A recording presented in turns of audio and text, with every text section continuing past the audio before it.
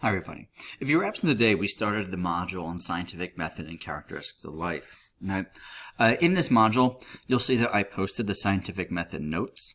Now, we only did a few slides in these notes, and feel free to kind of like look over this when you want.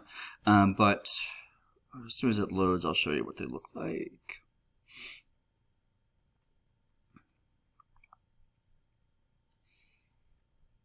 All right. So here are the notes. You can advance the slides down here at the bottom.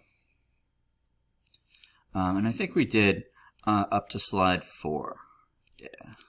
All right. So this is where we stop after talking about like what a hypothesis is and things like that.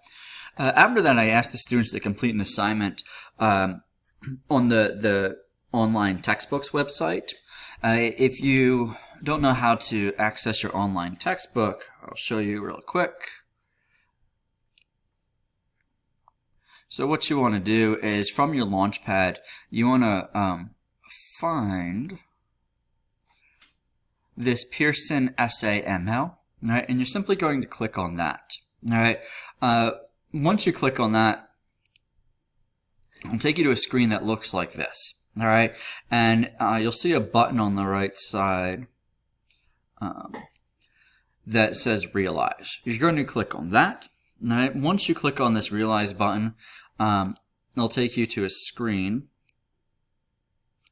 that looks like what I have here. And in this orange section is where you'll see the new assignment that's posted. I think the assignment's called Scientific Methodology. But it's a pretty straightforward assignment. You just kind of click through it. It might ask you to answer a multiple choice question. It might ask you to type in a hypothesis, stuff like that. And then once you're done, you hit the green submit button and you're good to go. So that's it for today, guys. Thanks.